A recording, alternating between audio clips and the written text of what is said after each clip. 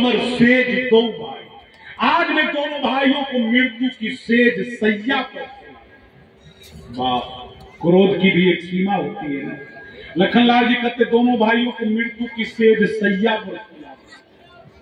और उधर भरतलाल जी क्या सोच रहे हैं, क्या राम जी मुझे दर्शन देंगे या मेरा नाम सुनकर के किसी दूसरे वन में चले जाएंगे। और इधर लखनलाल जी कहते हैं मृत्यु की सेज सैया पर सुला दूंगा।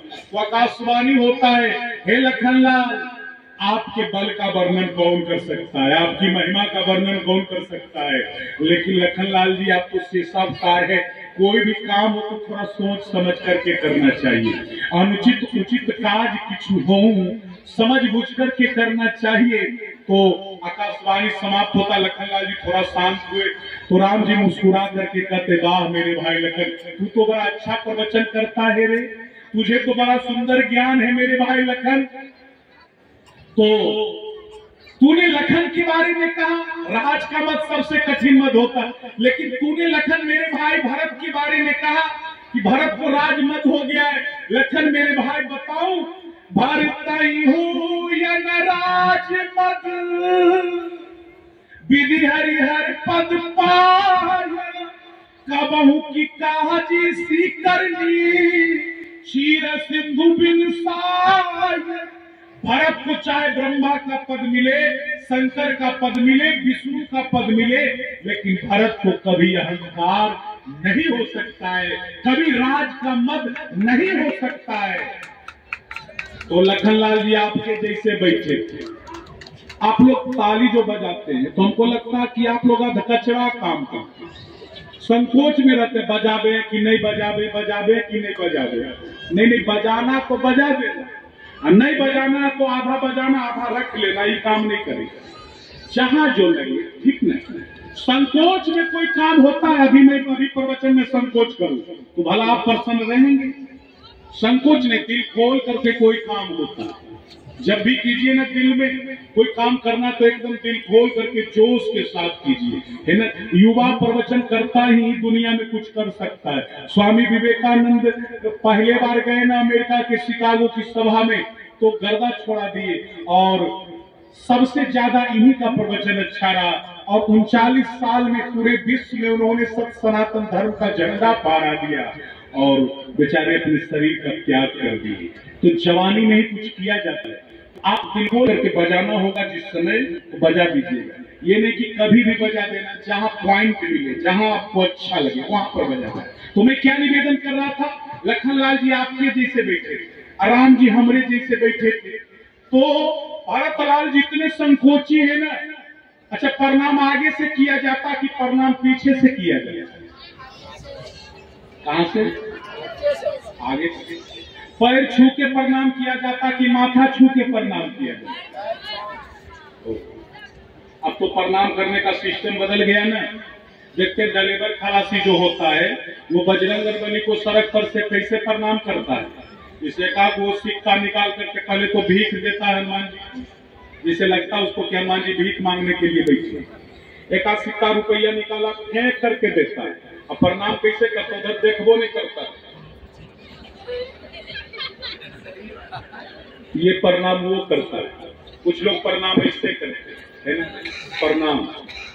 लेकिन दंडवत साष्टांग एक प्रणाम की विधि है। हमारा सनातन धर्म में झुक करके प्रणाम किया जाता है।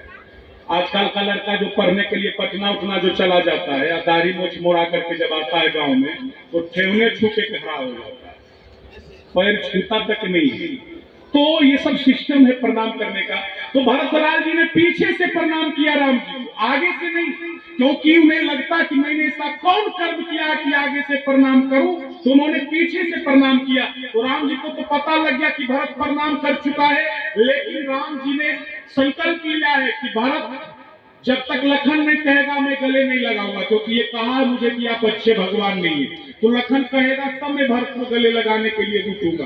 तो लखनलाल जी देखते हैं कि भरतलाल जी प्रणाम कर रहे हैं, तो लखनलाल जी ने कहा राम जी से कि प्रभु आप तो भैया भरतलाल प्रणाम कर चुके हैं, प्रणाम कर रहे हैं। इतना सुनना था ना, इतना सुनना था कि भरत प्रणाम कर चुका है।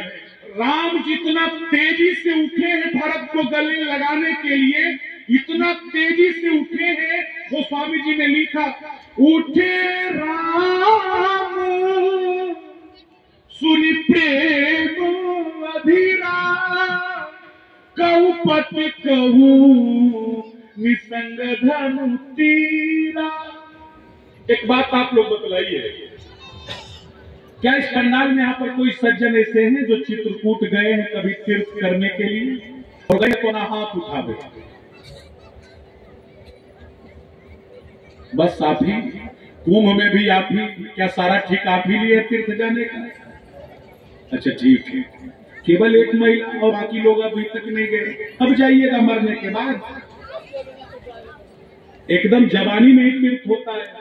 तो मैंने इसलिए कहा कि कौन आदमी चित्रकूट गए, क्योंकि जब राम जी भरत को गले लगाने के लिए दौड़े ना, जब गले लगाने के लिए दौड़े तो उस समय इतना तेजी से दौड़े भरत राम को गले लगाने के लिए, राम भरत को गले लगाने, क्योंकि भगवान राम के चरण और भरत के चरण धरती में जम गए, और वहां पर राम जी भरत लाल जी का चरण रेखा बना हुआ है।